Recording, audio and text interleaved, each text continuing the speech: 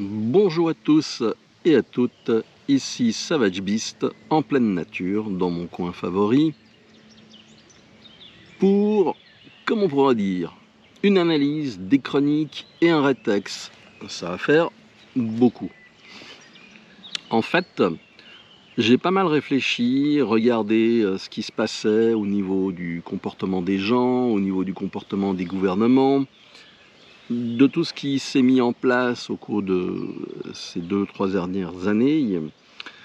Et en fait, je suis arrivé à une conclusion. C'est que les gens ne veulent pas voir la réalité.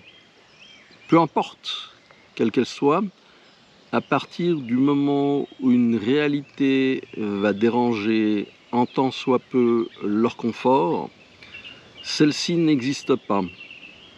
Alors, ce préambule pour dire que dorénavant, en commencement de vidéo, je mettrai mon niveau DEFCON.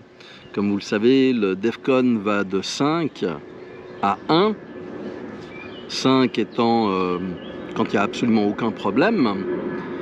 Et puis 1 étant quand on est en train de se balancer des bombes thermonucléaires sur le coin de la cafetière. Il y a des avions, malgré le temps qui n'est pas bon. Donc on va faire avec. Donc, à chaque fois que je commencerai la vidéo, vous verrez le joli DEFCON 5, le bleu.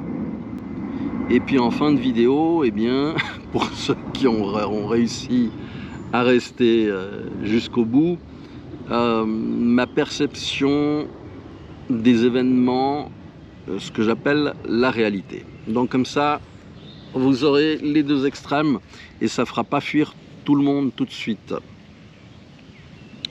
Aujourd'hui, on va parler du temps, des orages,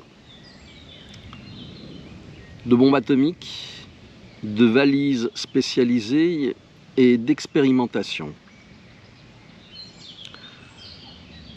Vous avez vu, le temps a beaucoup changé, c'est une réalité.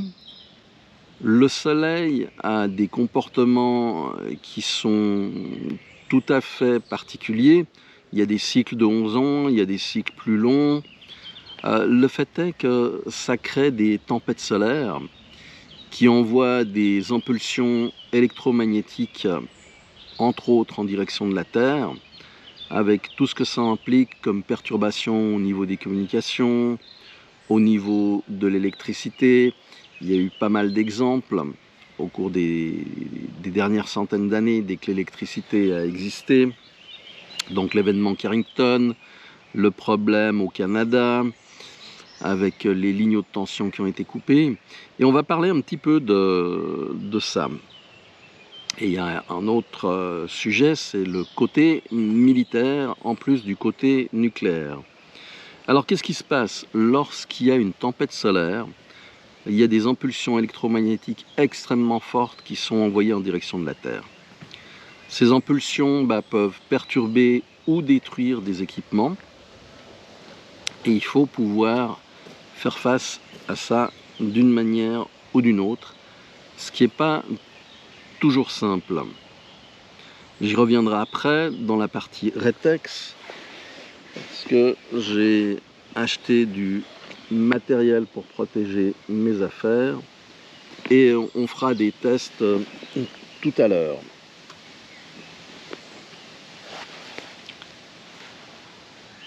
Pour la partie, on va dire, naturelle, donc le soleil, les éclairs, j'ai mes voisins en Espagne qui sont extrêmement intelligents, qui habitent à 10 mètres l'un de l'autre et qui, chacun d'entre eux, ont posé un paratonnerre. Je vous laisse imaginer ce que ça donne les jours d'orage quand il y a des éclairs qui tombent. En l'occurrence, à l'époque, j'avais l'accès sur Internet avec un système d'antenne Wi-Fi qui allait me prendre le point d'accès à 13 km de distance. Eh bien, un éclair est tombé à côté. ça m'a bousillé le routeur, l'impulsion électromagnétique. Et une autre fois, à cause de leur installation qui a tiré les éclairs, ça a été l'antenne qui s'est pris l'éclair. Et comme il y avait un câble RJ45 qui rentrait dans la maison, heureusement je l'avais débranché à cause de l'orage que j'avais vu venir. L'éclair a sauté du câble qui se trouvait à l'intérieur de la maison dans le réseau électrique et ressorti par le ballon d'eau chaude en faisant un saut. Peut-être que je retrouverai la photo parce que c'était là qu'il y avait la meilleure terre en définitive. Tout ça pour dire que les événements naturels sont plus forts que nous et qu'il faut s'en protéger. En l'occurrence, j'avais eu des dégâts sur plusieurs appareils électroniques. Heureusement pas tous, mais une partie d'entre eux avaient cramé. Pour en revenir donc à l'énergie des impulsions électromagnétiques, les EMP, il faut savoir qu'il y a 3 niveaux. Ça se décompose en 3 niveaux, le E1, le E2 et le E3, qui sont totalement différents. L'impulsion E1, c'est la plus rapide. Typiquement, avec une bombe atomique qui est explosée en haute altitude, entre 30 à 40 km de hauteur, eh bien on va se retrouver au sol avec environ 50 000 volts. C'est instantané. Il faut savoir que ces impulsions électromagnétiques se déplacent à la vitesse de la lumière. Donc 300 000 km/s, vous n'avez pas le temps de le voir venir. Et ça ne marche plus. Alors, quand vous voyez que vos voitures ne démarrent plus, que votre cellulaire, il est mort, on peut penser à une impulsion électromagnétique, surtout si vos voisins sont dans la même situation. À savoir, tout ce qui contient des puces électroniques va griller. Il faut savoir que les composants électroniques supportent environ, si je me souviens bien, c'est 148 ou 158 volts avant de claquer. Donc, mais vraiment au niveau impulsionnel. On peut s'en protéger. Il y a plusieurs possibilités, il y a des manières simples. On trouve pas mal de vidéos sur Internet. Et le problème qu'il y a, à mon sens, avec ces bricolages, je ne les critique pas, il vaut mieux faire quelque chose que rien du tout, mais c'est qu'on n'a pas la capacité, je dirais, de mesurer d'une manière précise le degré de protection. Alors, pour la petite histoire, j'ai un de mes amis qui est docteur en physique, qui travaillait pour une armée de l'OTAN, il y a environ une vingtaine d'années, et il a participé à un exercice dans lequel il testait un de leurs engins générateurs d'impulsion électromagnétique, pour neutraliser un véhicule qui se trouvait à 50 mètres. Je ne vous dis pas de quel pays il s'agit pour ne pas mettre mon ami dans des situations inconfortables, parce que cet événement n'a jamais existé, n'existera pas, et même si le gouvernement était au courant, il nierait avoir été au courant de l'expérimentation en question. Le fait est que le véhicule se trouvait à 50 mètres et qu'ils ont fait fonctionner leur bidule. Ça a très bien marché, le véhicule a été arrêté net. Le problème, c'est que 5 km plus loin, il y avait une autoroute. Il y a 200 voitures qui ont été cramées au niveau électronique, irrécupérables. Et donc, le gouvernement et le ministère qui s'occupe des armées ont relevé tous les noms, ont tout fait dépanner, etc. Tout le monde a dû signer une clause de non-divulgation et en dédommagement, le gouvernement a offert à chaque personne qui avait un véhicule en véhicule de remplacement et il pouvait choisir entre une Audi ou une BMW. Donc voilà pour la petite histoire. Là où c'est vraiment intéressant, c'est que 50 mètres, qui était l'objectif voulu, et 5 km de distance, qui était la distance atteinte à ce moment-là, si on regarde sur une échelle de décibels, parce que les impulsions électromagnétiques, on les voit au niveau décibels, donc tous les 3 décibels, vous doublez la puissance. C'est un petit peu comme pour les watts au niveau de la musique. Bon, vous avez 1 watt, 3 watts, 10 watts, 30 watts, 100 watts, 300 watts, 1000 watts, 3000 watts, 10 000, 30 000. C'est pour ça que dans les concerts, on arrive à des 100 000 watts de puissance.